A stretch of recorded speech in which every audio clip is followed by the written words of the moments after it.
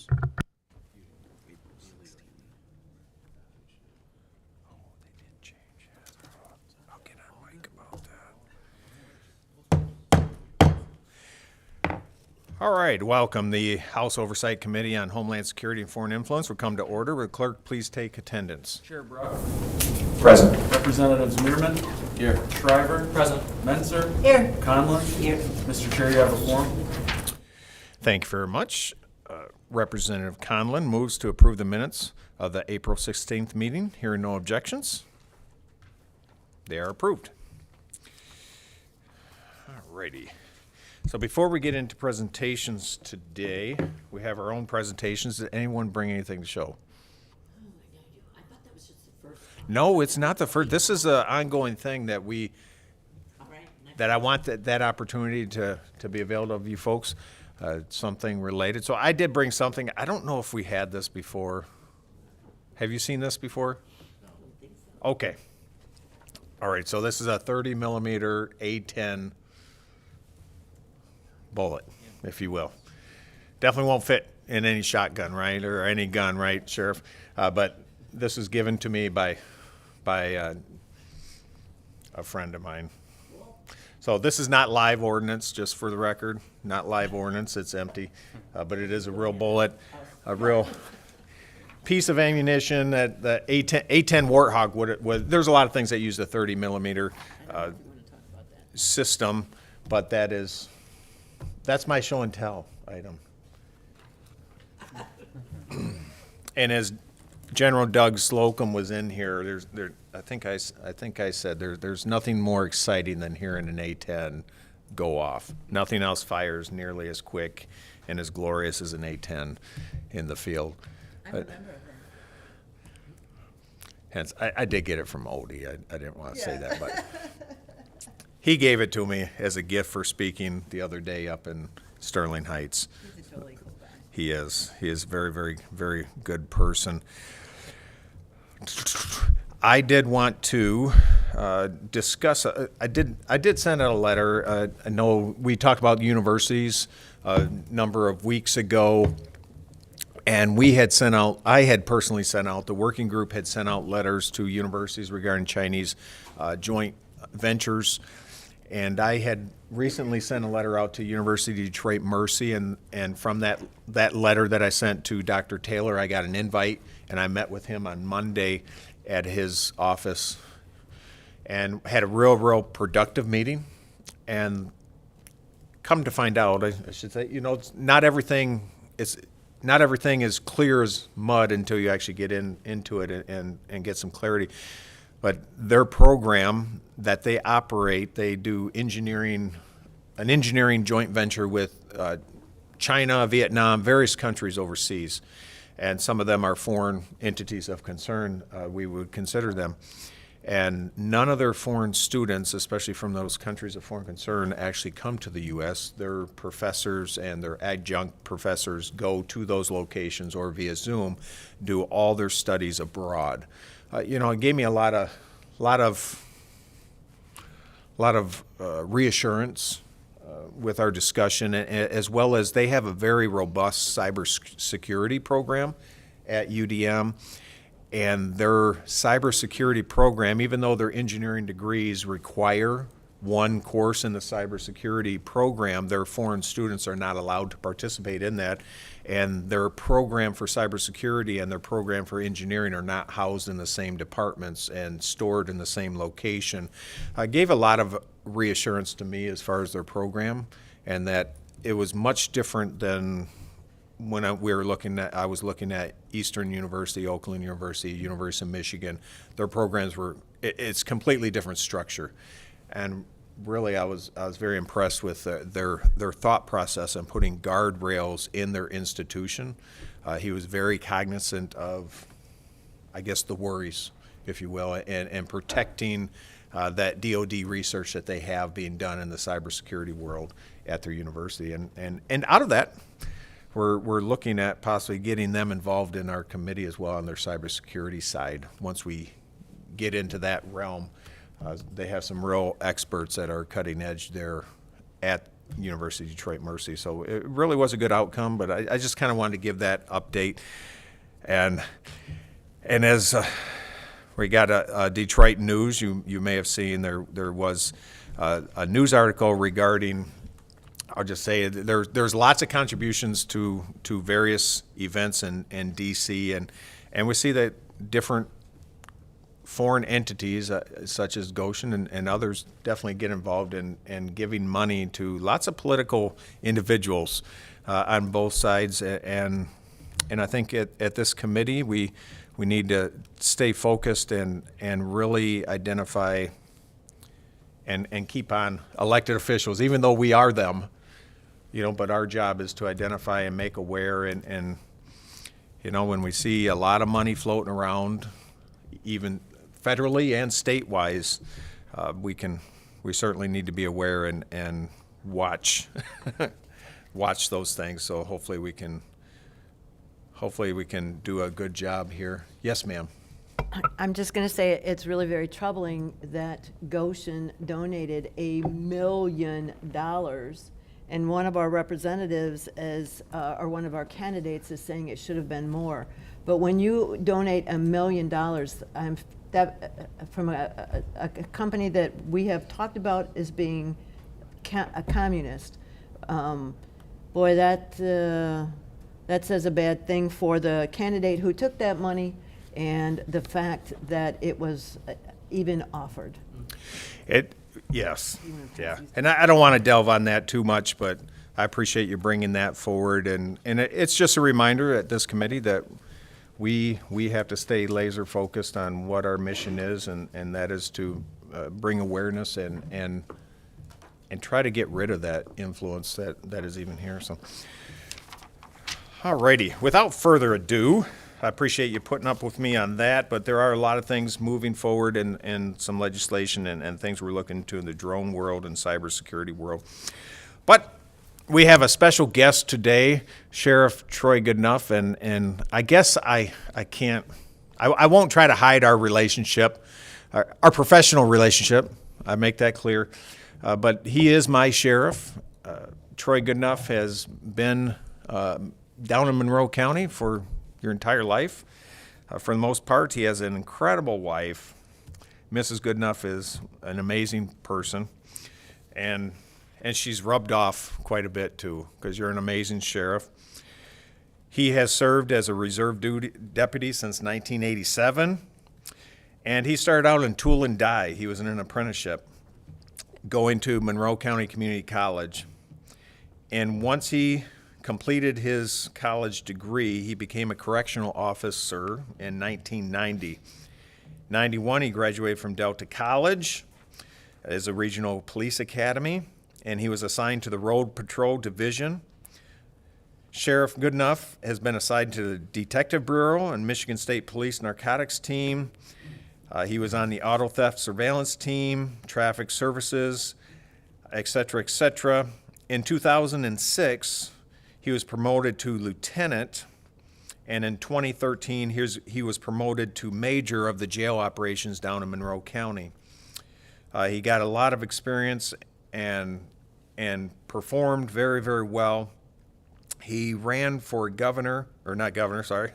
he ran for sheriff in 2020 and won, replaced some long-standing tradition in Monroe County.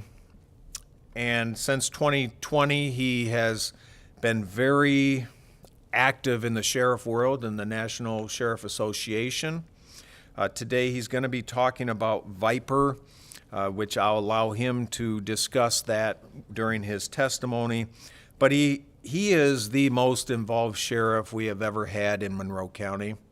I can attest to that, not just because of my own opinion. I know I'm a young person in many people's eyes, but in my eyes, he is the most involved. But I hear that from people throughout our district that Sheriff Goodnough, he goes to meetings, he goes to townships where no sheriff ever trod. He goes to the small municipalities and presents and talks and is transparent, and that shows, because I hear that from all sorts of people, Troy, that you are the most visible sheriff we've ever had. and he means it. He's accountable. He's also involved in many organizations, including the YMCA.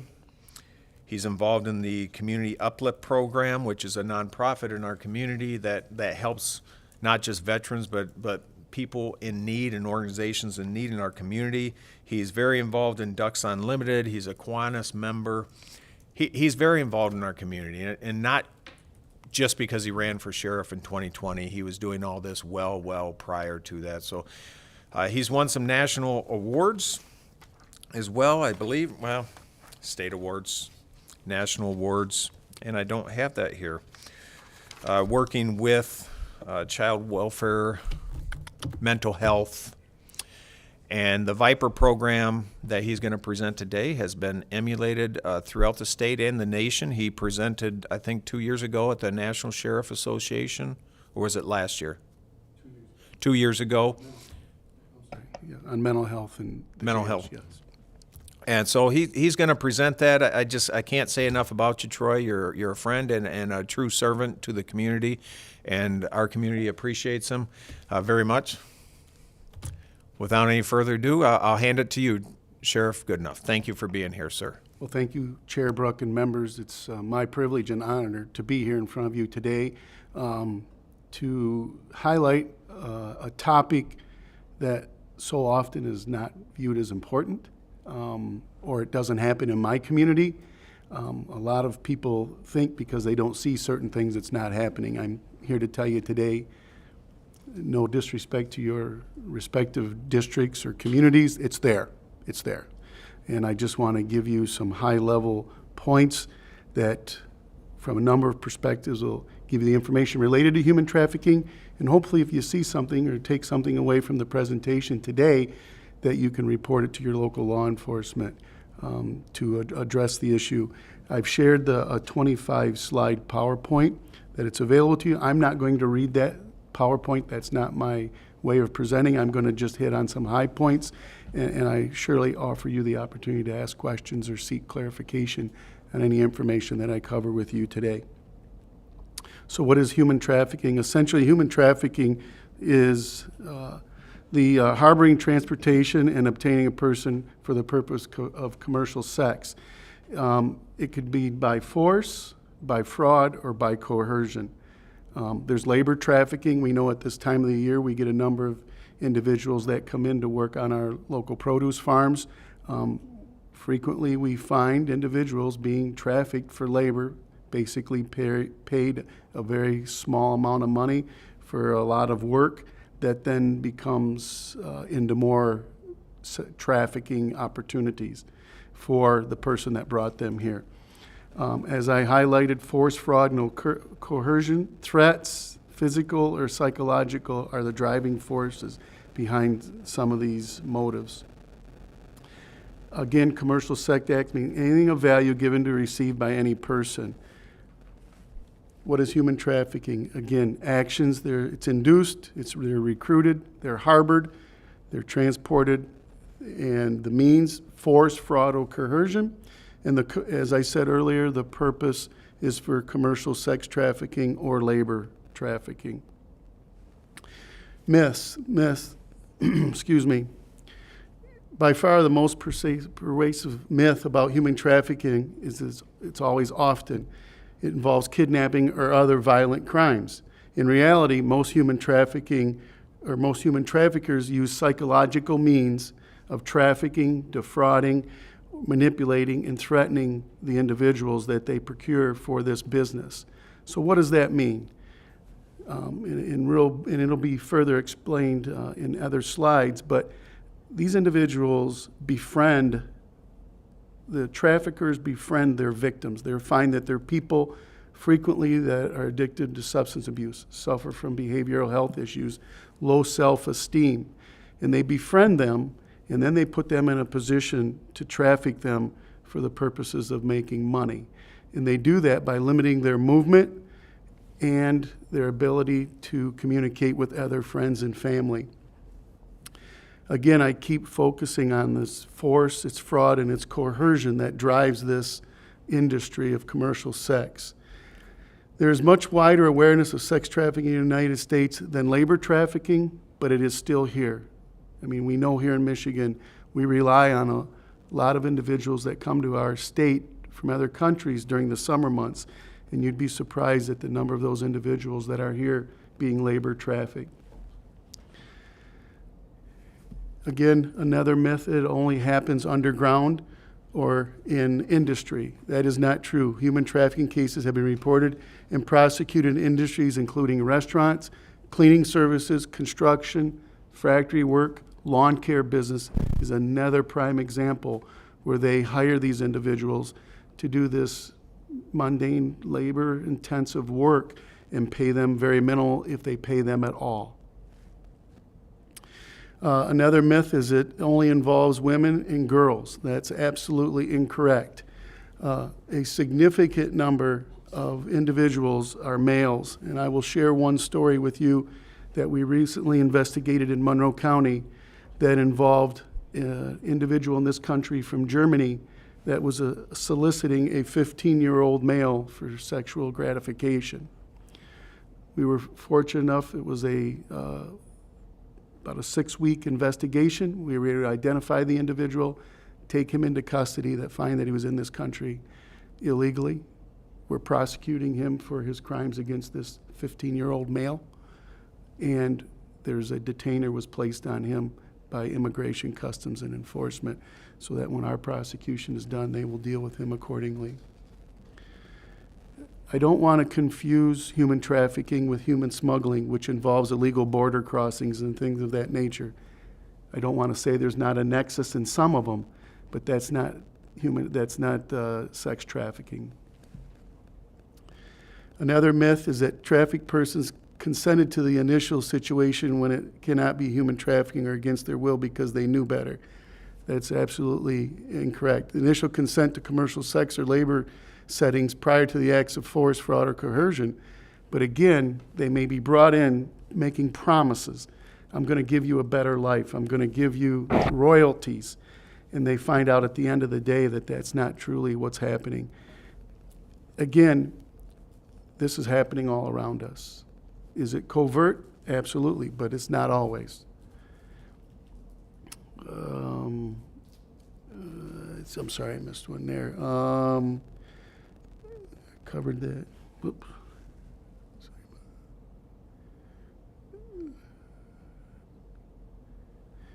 People being trafficked are physically unable to leave their situations, locked and held against their will.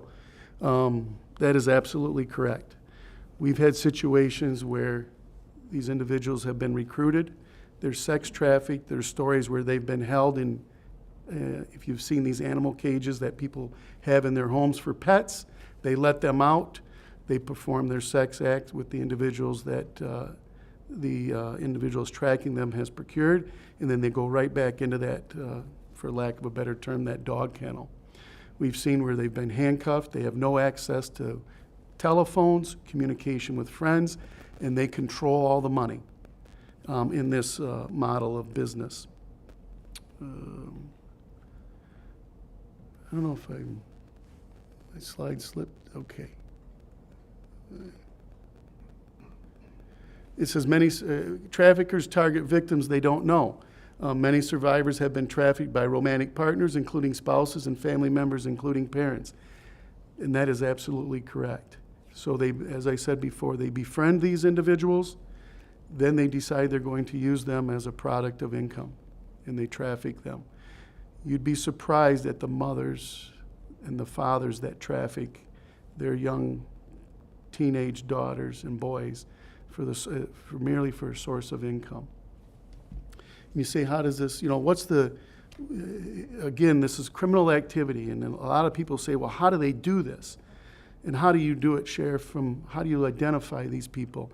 And the majority of it is either we'll get a complaint, and I'll share with you, and I think if most of you had watched the news lately, in the southeast Michigan, there's a number of these spas that have been raided by local law enforcement, where they bring people in from other countries to perform these services. On the face, the storefront is a legitimate business. It's when you get in that business thinking you're going there for a legitimate purpose that these individuals solicit the customers for further services. And if you stop to think about it, if you're a neighbor, how do you know, right? Men, women going in and out of there. But you'd be surprised at the things that we hear and see that turn us to investigate those. And we had one in Monroe County that we suspected, but we didn't have any hard facts. And a neighbor called and gave us just enough information to get us what we would refer to as probable cause to dig a little deeper and get some search warrants. And in this particular operation, there was 3 women from Asia that were in there as a legitimate business again, but they were being forced to perform other services. And we seized over $30,000 in cash that was in that building. And we found they were living there. These women from Asia were, again, recruited. We tracked it back to when they flew into the country, and they were staying right at that storefront, living in very, very deplorable conditions in the back, operating this business.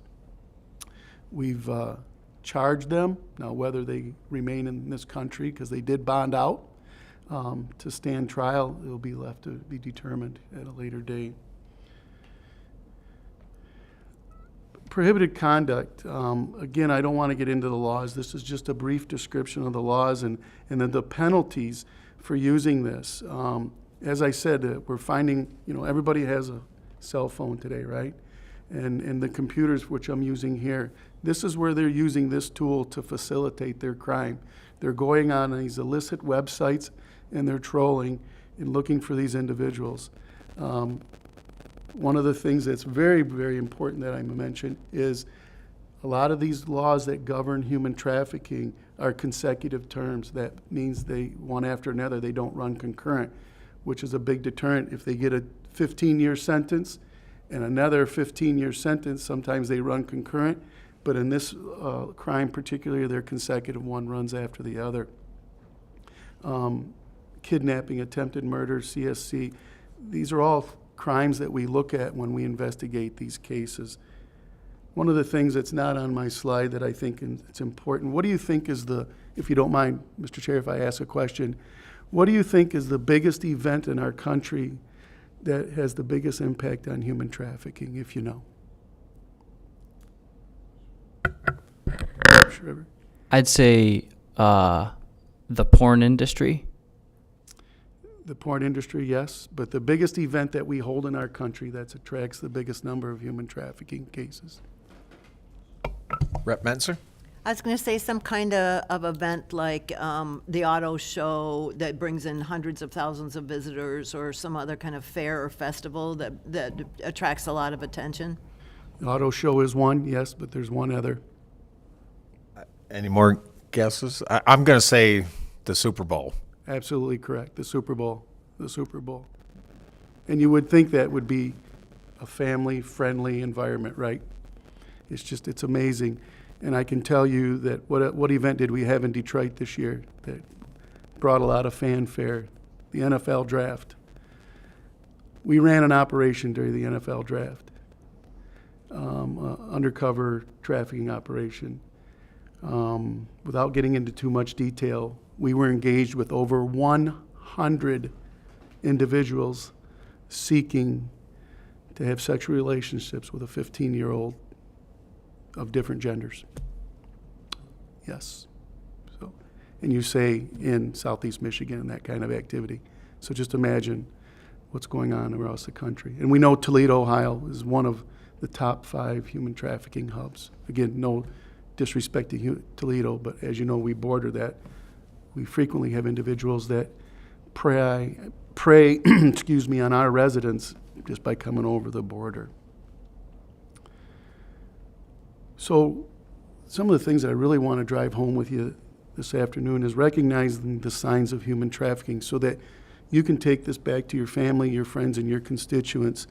Unexplained absence from school or work, disconnected from family or friends, hotel key cards.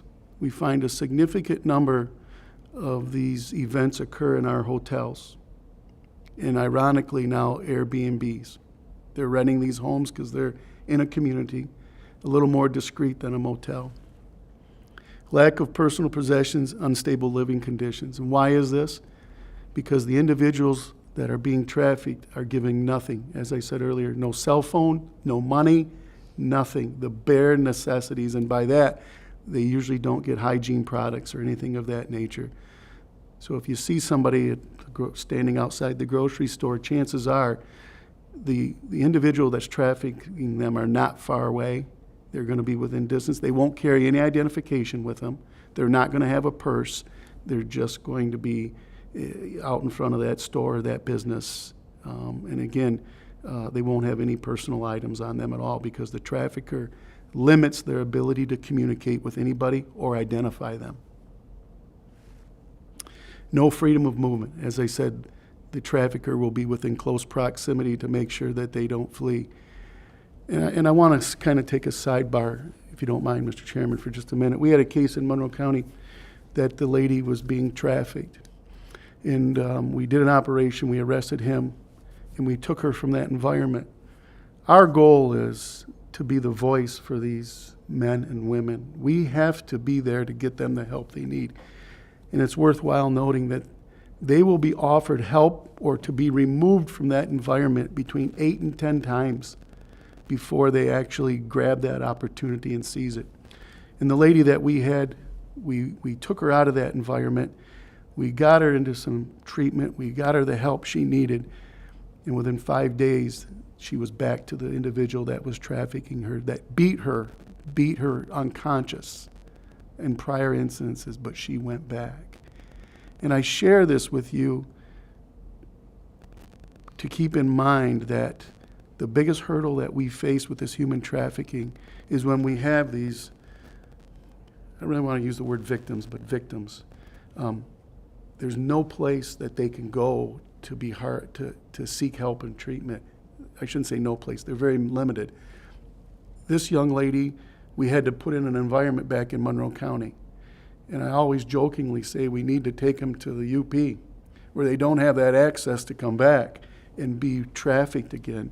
And if there's anything as legislatures that you can do is looking at creating something to offer these opportunities, these, I don't want to say safe house. We have them for domestic relationships. We just need them really for the victims of human trafficking. As I said earlier, no identification, no ID. Again, has signs of physical abuse. They torture, they threaten them, they burn them, they cut them, they're intimidated, they're submissive. You will see them cowl if this individual approaches them. Depression, tattoos, names of symbols, face tattooing, they brand them. They brand these victims of human trafficking so they can be identified. Again, I talked about hygiene, very serious dental issues, disoriented, confused. A lot of times, as I said earlier, they suffer from behavioral health and substance abuse. That's the coercion and the, if you would, the hammer that they hold over their head is they give them these drugs, and if they don't go out and perform, they don't give them the drugs, and they start to deteriorate and withdraw. Again, I mentioned they'll be in the company of someone controlling them. Frequently, you'll see, and I know we all have spouses, significant others. When we walk, we may hold their hand. But it's a difference of not just holding your hand. You're going to see this trafficker is going to put his or her arm around the individual. They're going to grasp their arm and hold it close to them because they don't want them engaging anybody else. And furthermore, they don't want them fleeing. Scripted answers. Very short, to the point. As I said, scripted. They're not going to talk about their injuries or how they sustained them. Very, again, fearful, submissive, tense, and paranoid. Very, very paranoid. As I said, you'll see them sitting on a bench at a bus station, kind of cowled in the corner, but you can bet that that individual that's trafficked them is close. Again, grooming. These individuals will go look at potential individuals that they want to groom to be victims of human trafficking in our schools. You name it, they're there. They're looking all the time to recruit these individuals. Again, as I said, they're looking for vulnerable individuals, substance abuse, low self-esteem, and they leverage fear. The process is called grooming. They groom these individuals to enter a life of human trafficking. Social media, I spoke about social media. It's a shame as the information that's out on social media encouraging this. And Michigan alone, we had an unfortunate situation up in Marquette County where 3 individuals from, I think it was Nigeria, caused the death of a student up there. But that was along the same lines. That was more bullying, but the individuals that are trafficking use that same method of operation as people that bully and extort individuals. It's just a different name, if you would. They gain the trust of these individuals. They gain the trust by giving them things, particularly drugs. You know, in some environments, they may say they'd give them nice clothing and have vacations, and rarely do we see that. They may be promised nice clothing. They may be promised vacations on beautiful beaches and things, but very rarely do they come through. Again, building the trust, fulfilling these needs, traffickers gain power. Then they go into, once they've befriended these individuals, into the threats, and that's how they get them to do their work. Again, I want to remember isolation is a key point. Exploitation. Again, they exploit these individuals to meet their financial needs, and again, maintaining control. Service providers, again, it has to be a victim-centered approach. We want to avoid judgment. You know, I was an individual, when I first started my career, you looked at the prostitutes that they chose to do this, right? This is what they chose to do in life. And when I became more educated in human trafficking, I realized that my view was severely tainted and jaded, that these women didn't sign up to take on this task. They were put in an environment and they had no way out. We see this with a number of crimes. As we're talking to them, we have to avoid judgment, excessive sympathy, arguing, assuming that we already know the answer. I can tell you, I've sat in a number of training sessions involving human trafficking, and I didn't have a clue. I didn't have a clue. Let me see, we meet the immediate needs, food, drink. We have to provide them comfort. We have to provide them the basic needs to survive. We have to build trust with them and remember how they got there. They're our children, our daughters. They're somebody's family members, and they just didn't wake up one day and say, I want to go into the career of human trafficking or be human trafficked. Again, things that, and when you're in your community, if you engage one of these people or one of these individuals that you suspect might be trafficked, some questions that you can ask them. Are you being paid to work? What type of work are you doing? Can you come and go as you so please? Have you been threatened?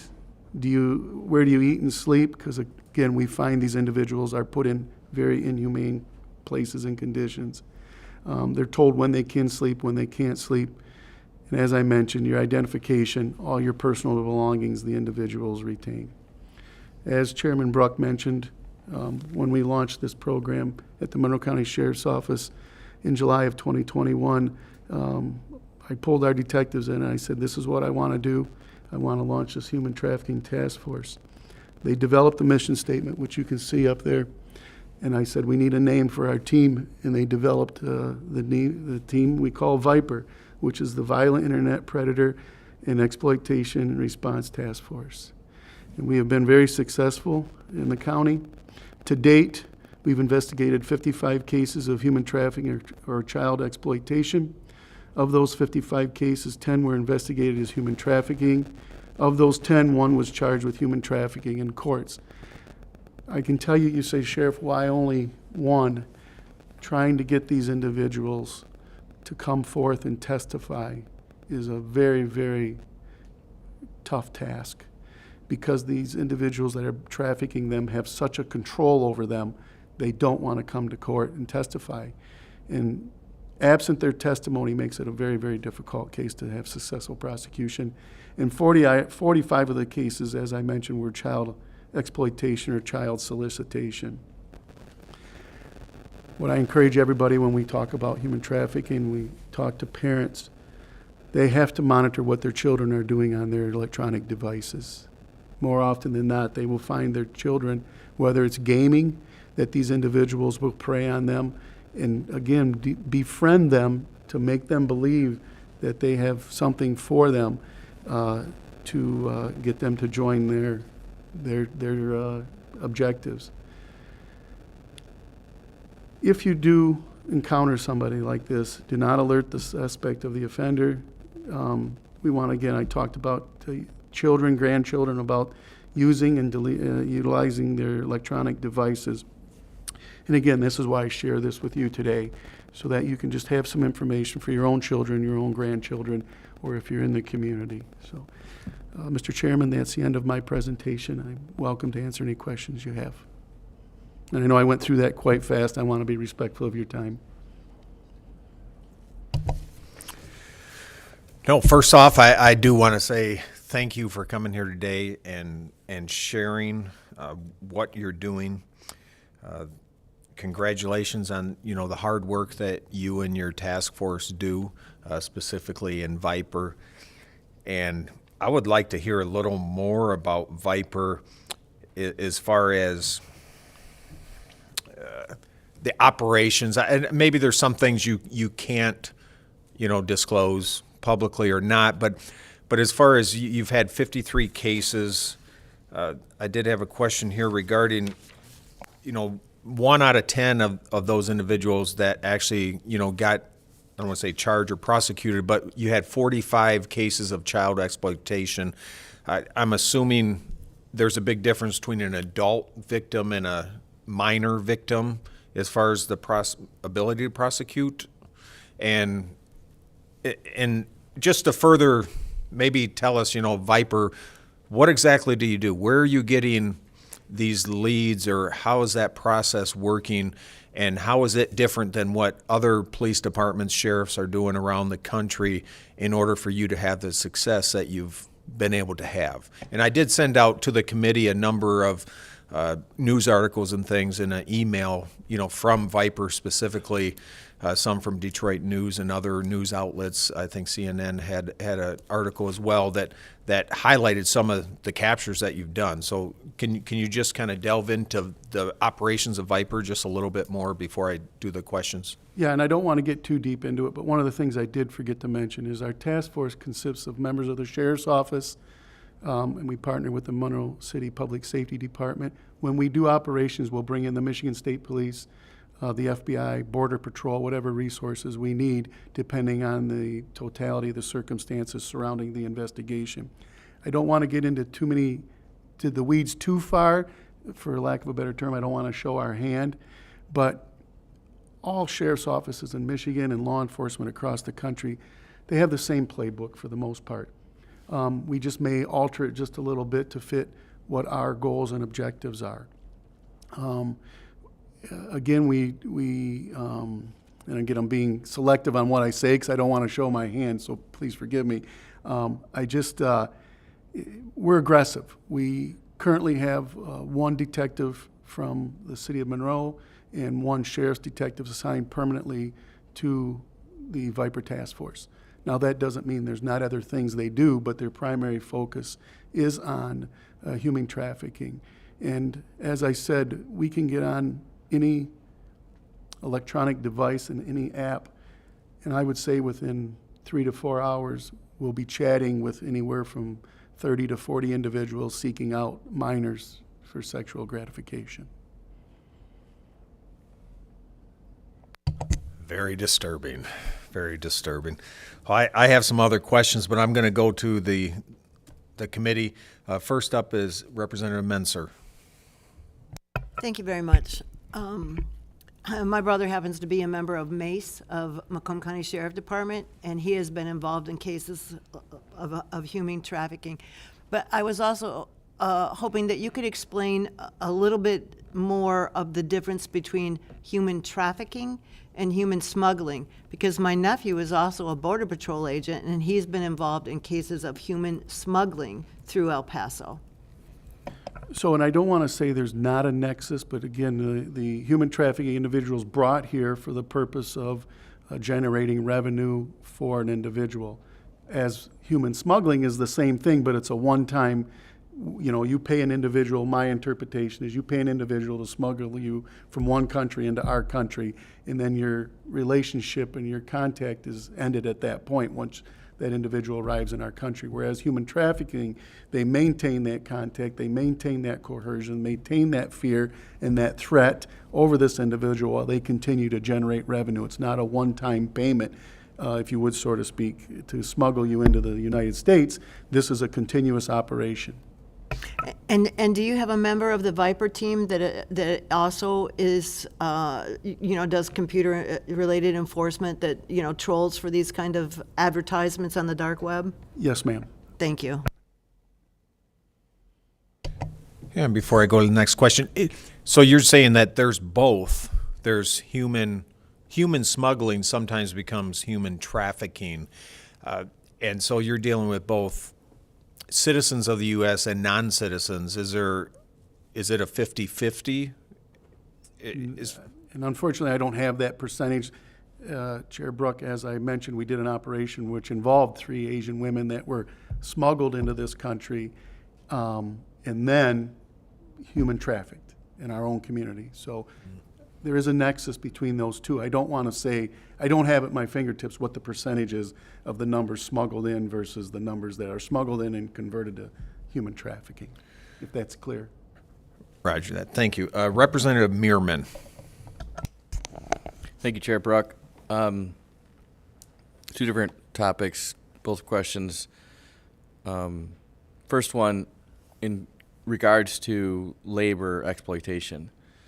I think I heard you mention possibly agriculture, or did I miss? Yes, sir. Hear that? Yes, sir. It's not something I've thought a lot about. I guess one of your points was some of us think it's probably in developing nations, not here, but you're saying it is here. So in that case, it's not an issue where they're trying to exploit them sexually, but it could be just for labor, trying to have cheaper labor, I guess. Yes, and I can tell you where I derive some of my information, and Chair Brook knows in our community we have a number of large, what they call truck farmers, produce farms. We have one very large that supplies the majority of the fruits, the vegetables to Kroger. And in my conversations with him, he follows the rules set by the government to bring individuals in every year to work on his farm. He H2A. brings- Yeah. Pardon me? H2A probably. Yes, he brings in between 150 and 200. But he said, I have to pay them a certain amount of money. I have to provide certain housing and different things.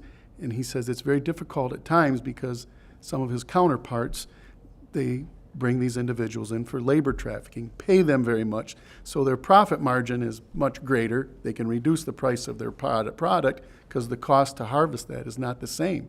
So it's and I don't get into the weeds too much, but I'm told that in this time of year, when it becomes planting season, and especially when we get into harvest, that there's some that come in here illegally. And then I know Sheriff Hinckley in Calhoun County had a situation where a farmer did it all legal, and he couldn't even get his help in to harvest the product. Yeah. I think it was last year. So it has a negative impact from all aspects. Yeah, H2A is quite expensive from a labor perspective, but it's kind of the thing you have. And it used to be more along the lines of, at least the experience I had was, they show up at your door and want to work. You ask for their documentation, they give it to you, send it in, they're working for you, and then about 2 months later you get documentation back from the government saying this stuff doesn't work. About that time they're on their way. In that sense, it wasn't always exploitation, but certainly they weren't legally working here. Correct.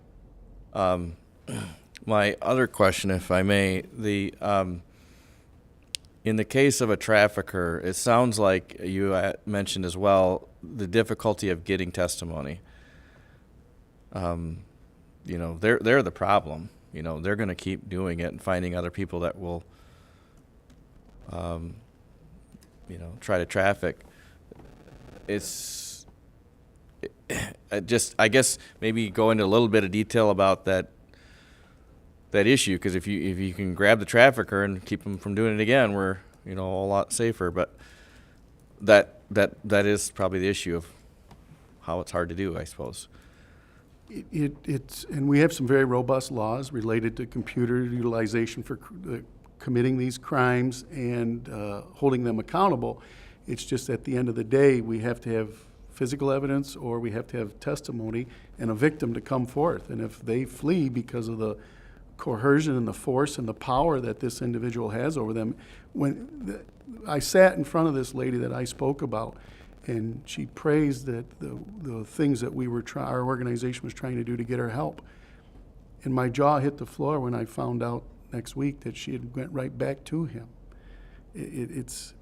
I can't explain the power and the force that these individuals have over these. And in this, I don't want to be gender specific, but in this case, a female. So in that case, it was you couldn't build a case against the trafficker unless you were to come forward and say something. Correct. We needed a victim to testify. In this particular case. Yeah. If there's illegal activity that goes on,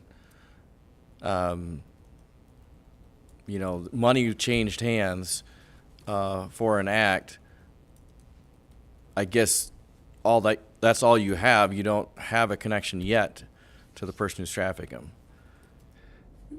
That is correct. There's a lot of moving parts, and I'll go one step further. That they're now doing is cryptocurrency. And we have a detective that's been trained in it, but again, they're utilizing cryptocurrency to fund or to pay for these services, and it becomes another challenge. And I'm far reserved from getting into the deal of cryptocurrency. I'm way outside my lane, but they tell me it's again another barrier to showing that this act was performed for financial gains. Thank you. Thank you, Representative Miriam. Representative Conlon. Thank you, Mr. Chair, and thank you so much for being here and educating us on this. 2 questions. One, you're talking about someone outside a grocery store. If you were to see someone like that and approach them and talk to them a bit, and they answered questions in such a way that made you worried, who do you call? Like your police? Absolutely. And just call and say, I think I have somebody, and stay with that person, or no? I mean, Sure, yeah. absolutely. And, again, most communities have 911 or non-emergency number. Call, explain what you're encountered, but if don't put yourself in a situation to be harmed either, Right. because if these individuals that are trafficking them are nearby, there's a high probability they're armed, and we don't want to put you in danger.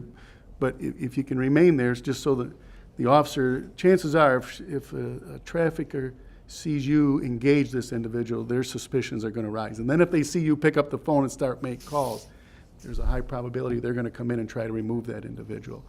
Be as discreet as you can, but again, stay so that when the law enforcement agency that responds doesn't just check the area and say, well, she's gone because she disappeared.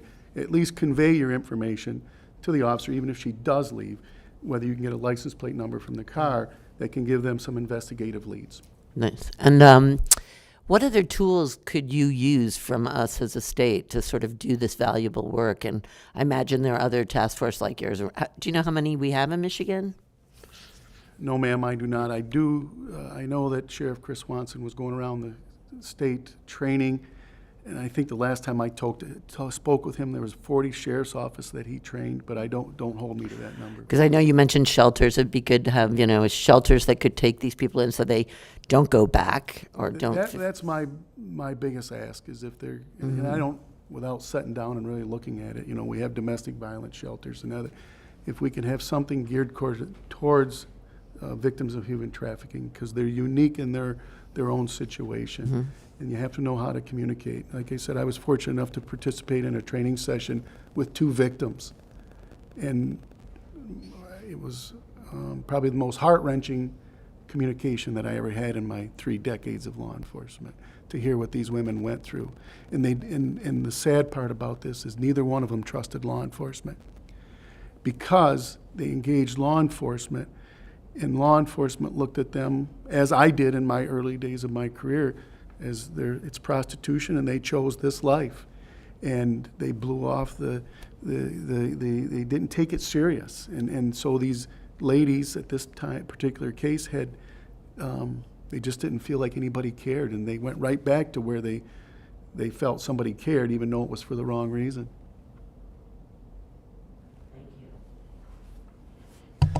This is a heavy committee, isn't it? We deal with some pretty heavy, I don't want to say dark topics, but this is exactly what we want to do too. Representative Shriver. Thank you, Chair. Thank you for the work that you do. This is an issue that's very important to me. 79% of the 40 million human trafficking victims worldwide are sexually exploited. 80%, a vast majority. The purpose of human trafficking, by and large, is for sexual exploitation. The U.S. National Human Trafficking Hotline identifies pornography as the top industry for human trafficking cases. It's a feeder system. Human trafficking exists largely to feed the porn industry. Shutting down the porn industry would be a crushing blow to the human trafficking industry. There's a real porn is a problem in and of itself, and it's related to human trafficking. You have 75% of Americans that have seen pornography at some point, and 93% of boys have seen it before age 18. 47% of families report porn as a household problem. 68% of divorce cases involve porn. Porn sites receive more visits than Netflix, TikTok, and Instagram combined. This is the issue that we have to deal with, and it relates directly to human trafficking. One exists for the other. You mentioned phones being used to find humans to traffic. I agree. They're also used to push the product of human trafficking, pornography, to feed the addiction of billions of viewers worldwide. This is causing depression, homelessness, hopelessness, sexual perversion, escalation risk. You mentioned people trying to find people at the Super Bowl, at the NFL draft. This is an escalation risk. People are opened to certain images on their phones, and it escalates, and it increases the perversion. It's science. And in a sense, you could say viewers of porn are being sex trafficked in their own way, extorted by the porn industry that drives the human trafficking industry. And you mentioned how prevalent this is. Just to put a number on it, the human trafficking industry is $200 billion per year. $200 billion per year. That's 2 times Michigan's annual budget. That's human trafficking. $200 billion a year. The porn industry is estimated to generate $700 billion per year in 2030. There's a direct relationship between them. We have colleagues that are looking to expand this industry by removing stigma, coining commercial sex work. And this attempted expansion of the porn industry is an attempted expansion of the feeder system that all of this human trafficking is purposed to recruit for and feed into. Soon, the porn industry will generate more money than the entire annual budget for the U.S. military. And so my question to you is, in your position as law enforcement, do you see how ending the porn industry, banning porn, can help your mission to end human trafficking? Do you see that relationship from your position?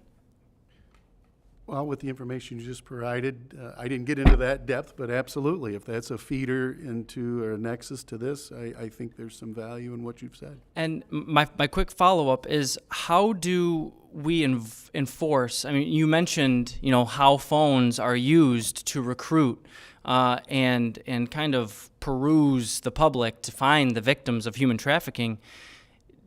Can you see from your side of things how the same mechanisms that we use to find predators online, to enforce, we already have bans on child pornography, and there's a relationship there too with human trafficking.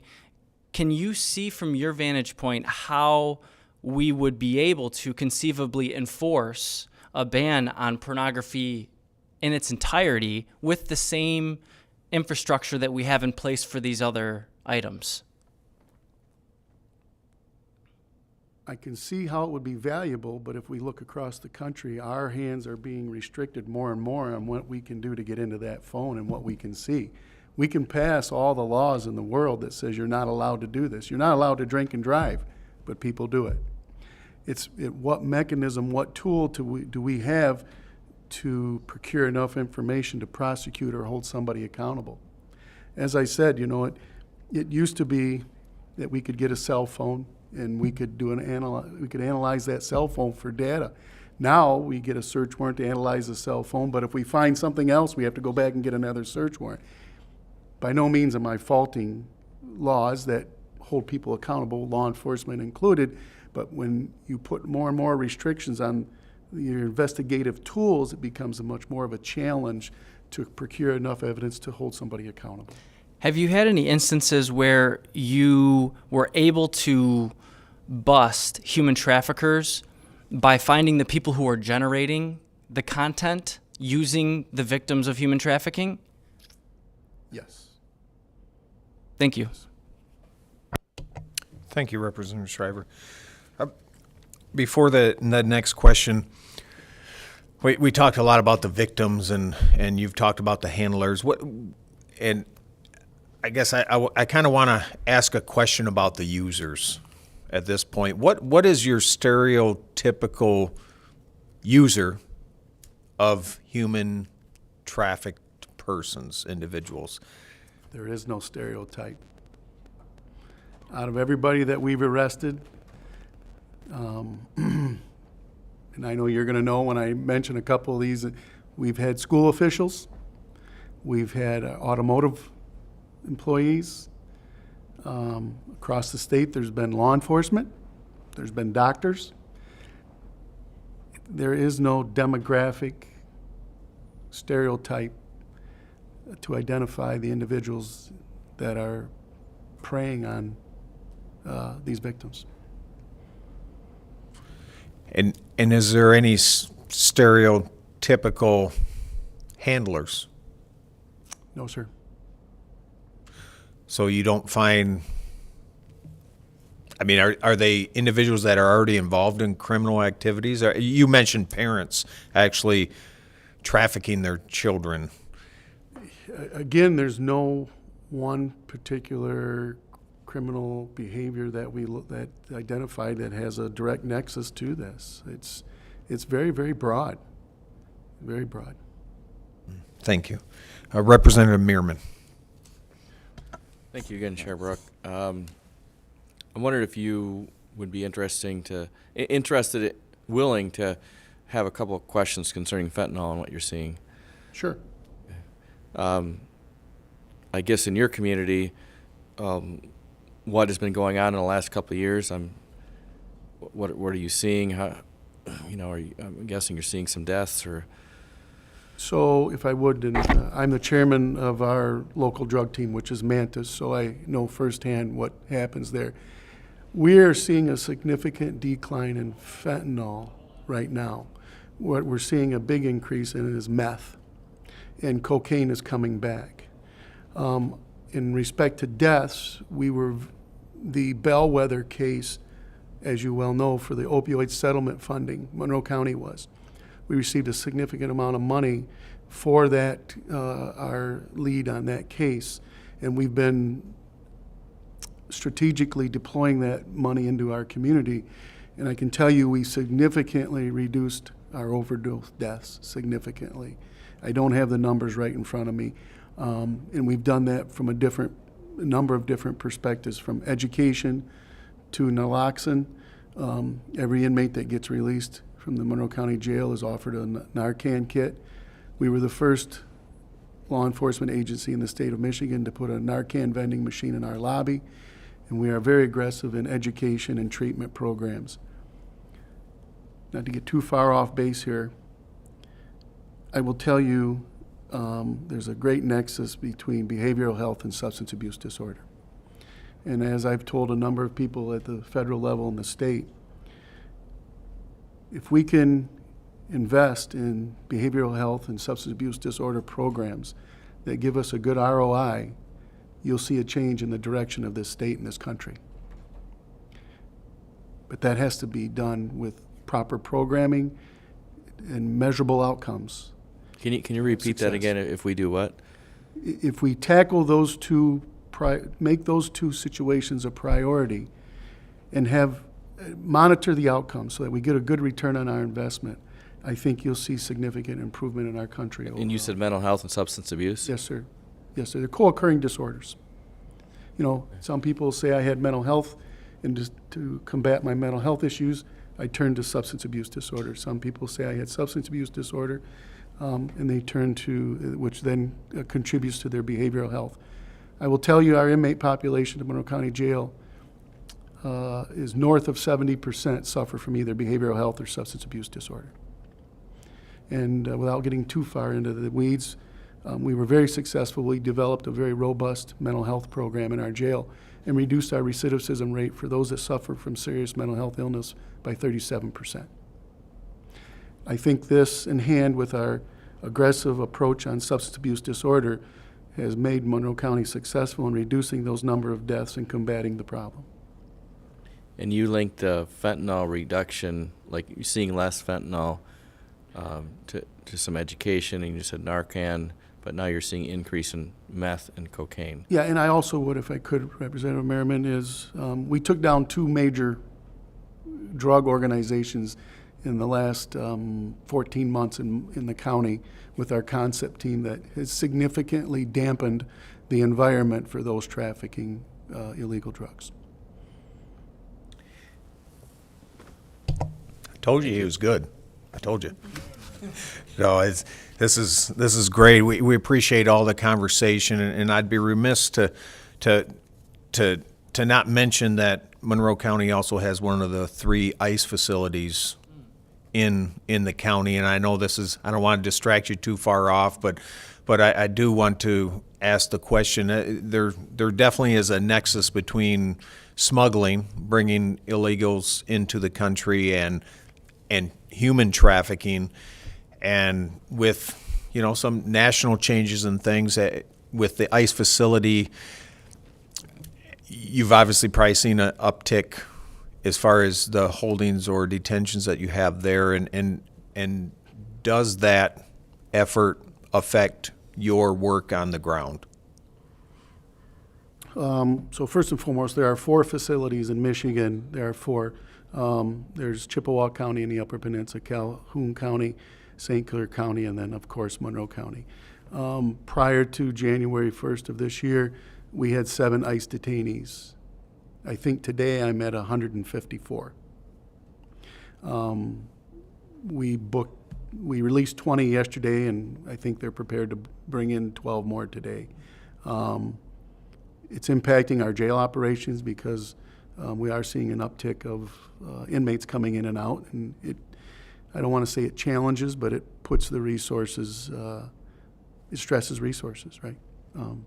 But at the end of the day, that's what we signed on to do.